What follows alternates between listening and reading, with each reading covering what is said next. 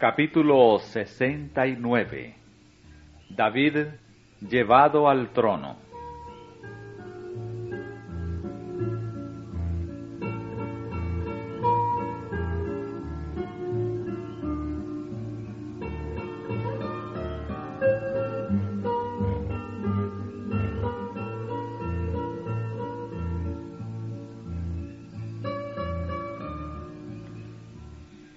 La muerte de Saúl eliminó los peligros que habían obligado a David a permanecer en el destierro.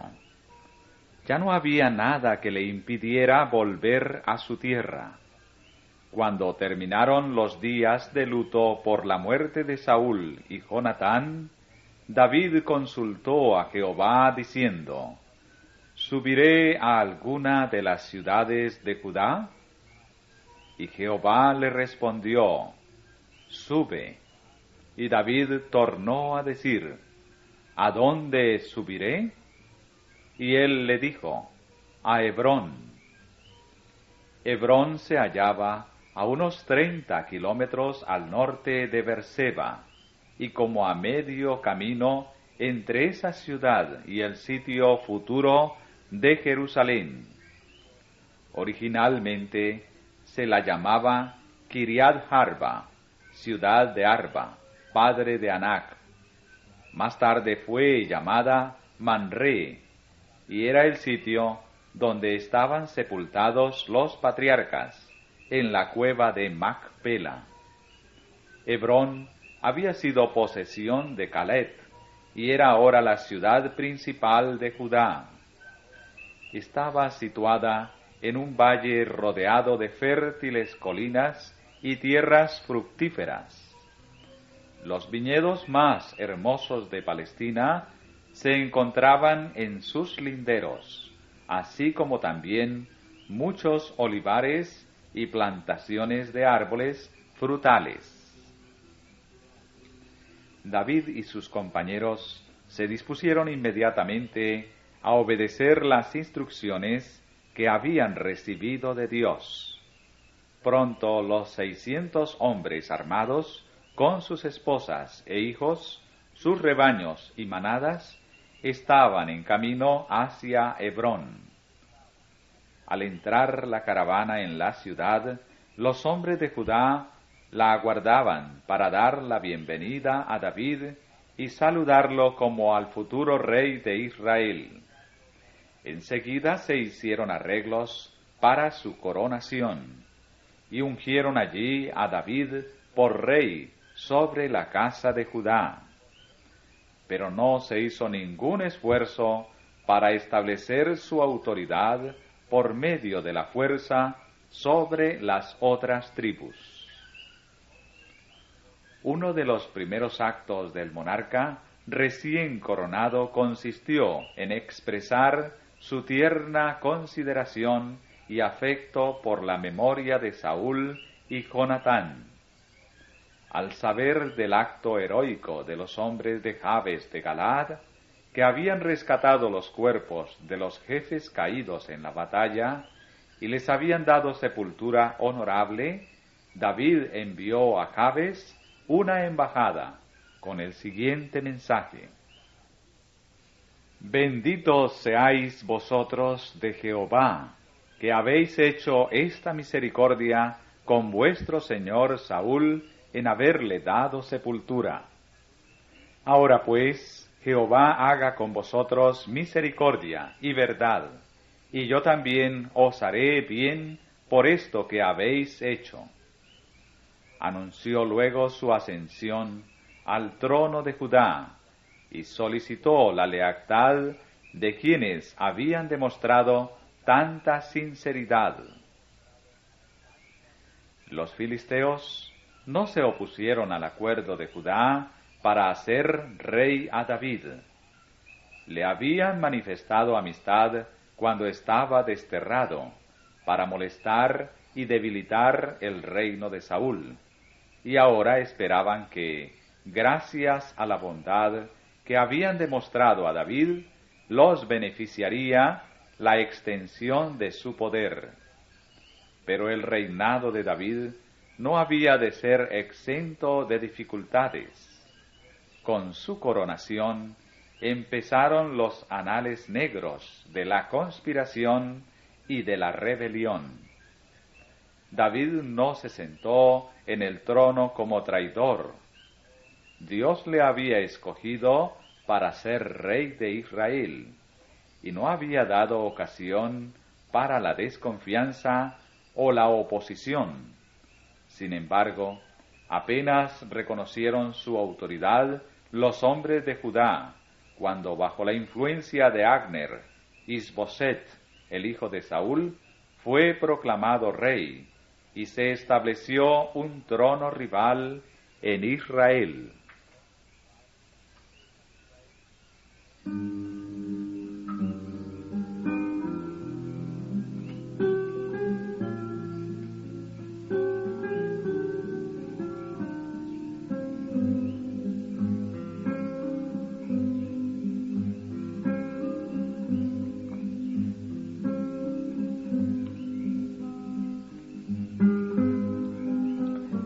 Isboset no era sino un débil e incompetente representante de la casa de Saúl, en tanto que David era preeminentemente capacitado para desempeñar las responsabilidades del reino. Agner, el principal instrumento de la elevación de Isboset al poder regio, había sido comandante en jefe del ejército de Saúl, y era el hombre más distinguido de Israel. Agner sabía que David había sido designado por el Señor para ocupar el trono de Israel, pero habiéndole buscado y perseguido por tanto tiempo, no quería ahora que el hijo de Isaí sucediera en el reino que Saúl había gobernado. Las circunstancias que rodeaban a Agner sirvieron para desenmascarar su verdadero carácter y revelaron que era ambicioso y falto de principios.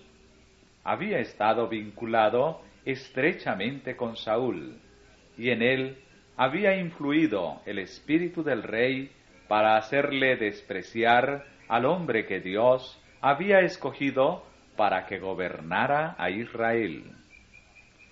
El odio que le tenía había aumentado por el mordaz reproche que David le había dirigido cuando quitó del lado de Saúl el jarro de agua y la lanza del rey, mientras éste dormía en su campamento. Recordaba cómo David había gritado a oídos del rey y del pueblo de Israel: ¿No eres varón tú? ¿Y quién hay como tú en Israel?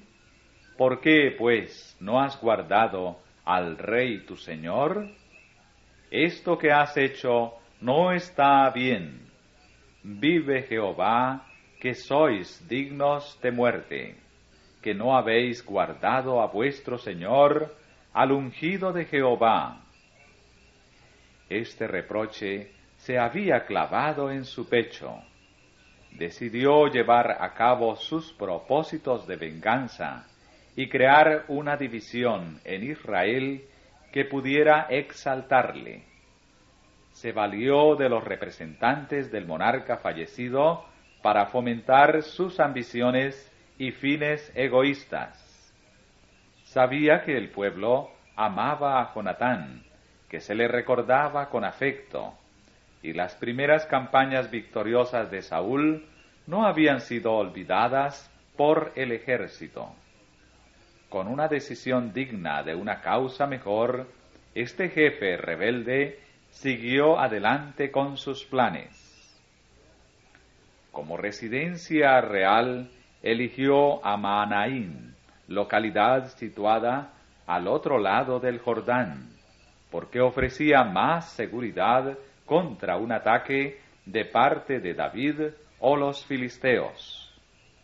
Allí se realizó la coronación de Isboset.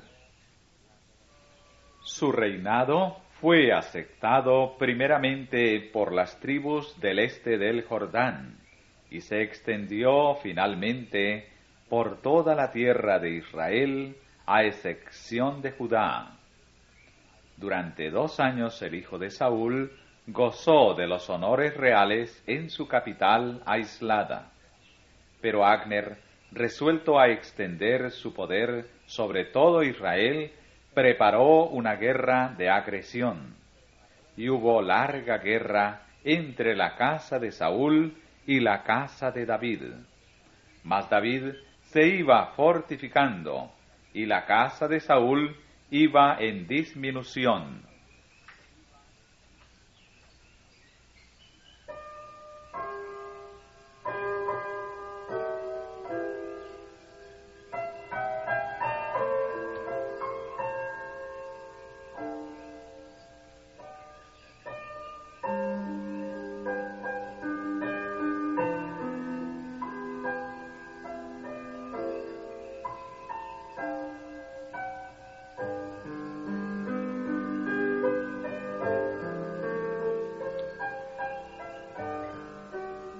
Por último, la perfidia derrocó el trono que la malicia y la ambición habían establecido. Abner, indignado contra la debilidad y la incompetencia de Isboset, desertó y se pasó a las filas de David, con el ofrecimiento de traerle todas las tribus de Israel. Las propuestas que hizo Abner fueron aceptadas por el rey, quien lo despachó con honor para que llevara a cabo su propósito. Pero el favorable recibimiento de un guerrero tan valiente y tan famoso despertó los celos de Joab, el comandante en jefe del ejército de David. Había pendiente una cuenta de sangre entre Abner y Joab. El hermano de este, Asael, había sido muerto por aquel durante la guerra entre Israel y Judá. Ahora Joab, viendo una oportunidad de vengar la muerte de su hermano y de deshacerse de un posible rival, vilmente aprovechó la oportunidad de acechar y asesinar a Abner. Al saber de este asalto alevoso, David exclamó: «Limpio estoy yo y mi reino, por Jehová, para siempre, de la sangre de Abner, hijo de Ner. Caiga sobre la cabeza de Joab y sobre toda la casa de su padre». En vista de la condición inestable del reino y del poder y la posición de los asesinos, pues Abisai, hermano de Joab, se le había unido en el hecho, David no pudo castigar el crimen con justa retribución, pero repudió públicamente el aborrecimiento hecho sangriento. El entierro de Abner se hizo con honores públicos. Se requirió del ejército encabezado por Joab que tomara parte en los funerales con hábitos rasgados y vistiendo sacos. El rey manifestó su dolor ayunando durante el día del entierro. Siguió el féretro como principal doliente, y en la tumba de él pronunció una elegía que fue un duro reproche para los asesinos. Y endechando el rey al mismo Abner decía: ¿Murió Abner como muere un villano? Tus manos no estaban atadas, ni tus pies ligados con grillos. Caíste como los que caen delante de malos hombres.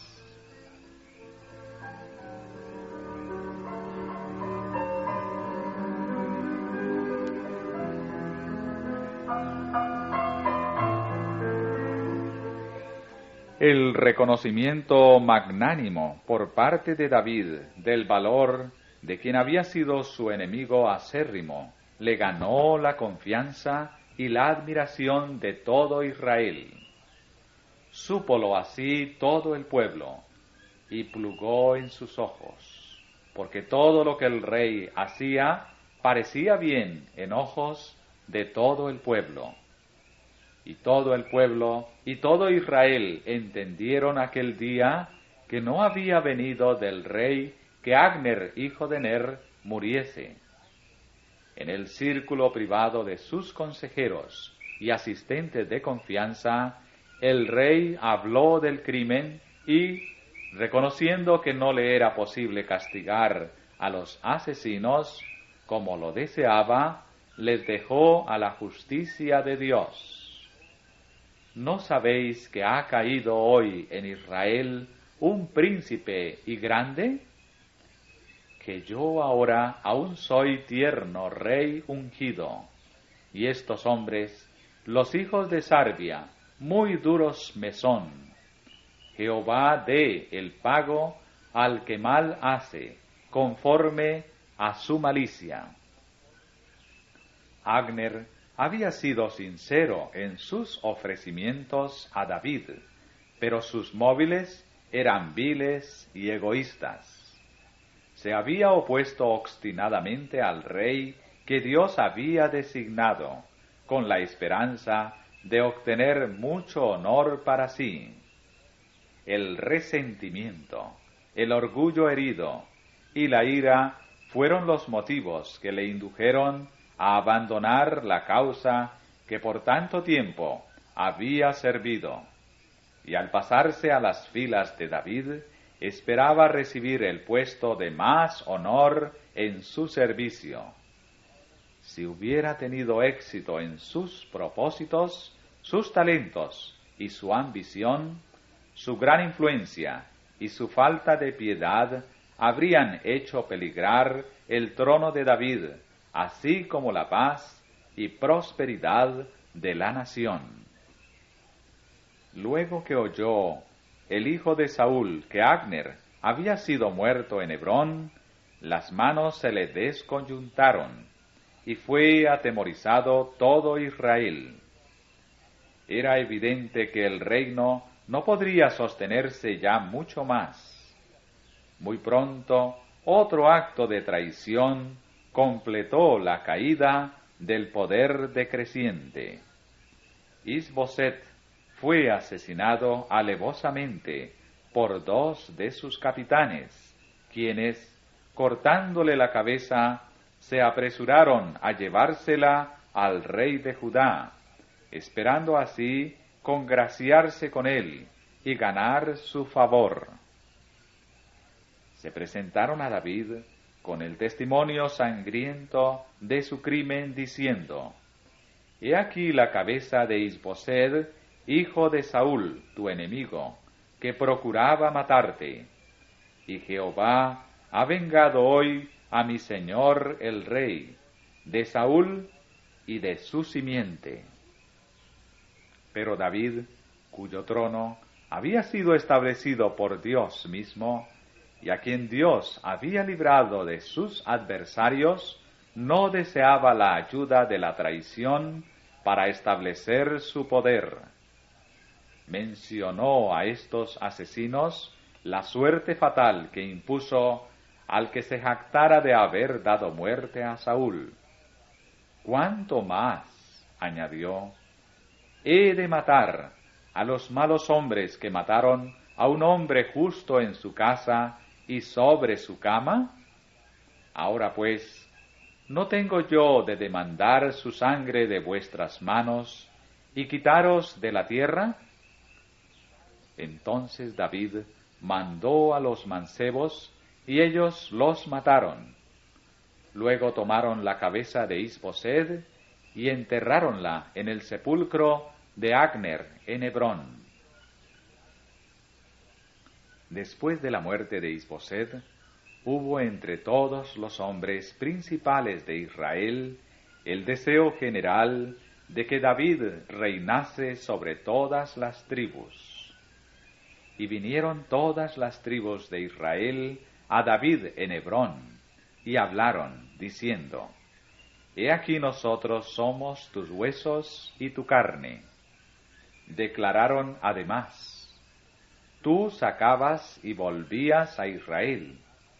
Además, Jehová te ha dicho, tú apacentarás a mi pueblo Israel, y tú serás sobre Israel príncipe.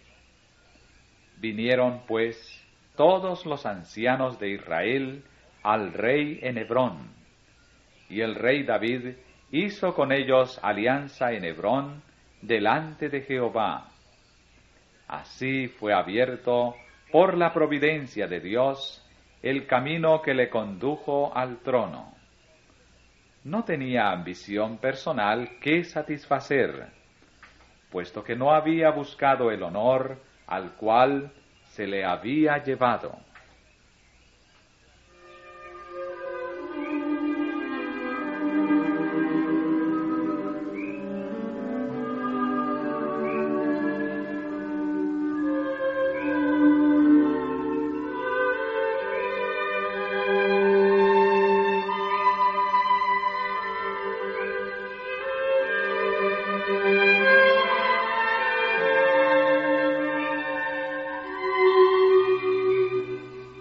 Más de 8.000 de los descendientes de Aarón y de los levitas acompañaban a David.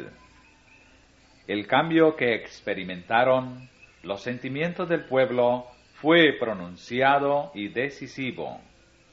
La revolución se llevó a cabo con calma y dignidad, como convenía a la gran obra que se estaba haciendo. Cerca de 500.000 de los antiguos súbditos de Saúl llenaron Hebrón y sus inmediaciones. Las colinas y los valles rebosaban de multitudes. Se designó la hora para la coronación. El hombre que había sido expulsado de la corte de Saúl, que había huido a las montañas, las colinas y las cuevas de la tierra para salvar la vida, iba a recibir el honor más alto que puedan conferir a hombre alguno sus semejantes. Los sacerdotes y los ancianos, vestidos con los hábitos de su sagrado oficio, los capitanes y los soldados, con relumbrantes lanzas y yelmos, y los forasteros de lejanas comarcas estaban allí para presenciar la coronación del rey escogido. David estaba vestido con el manto real. El sumo sacerdote derramó el aceite sagrado sobre su frente, pues la unción hecha por Samuel había sido profética de lo que sucedería en la coronación del rey. La hora había llegado, y por este rito solemne David fue consagrado en su cargo como vicegerente de Dios. El cetro fue puesto en sus manos. Se escribió el pacto de su justa soberanía, y el pueblo formuló sus promesas de lealtad. Se le colocó la diadema en la frente, y así terminó la ceremonia de la coronación. Israel tenía ahora un rey designado por Dios. El que había esperado pacientemente al Señor vio cumplirse la promesa de Dios. Y David iba creciendo y aumentándose, y Jehová, Dios de los ejércitos, era con él.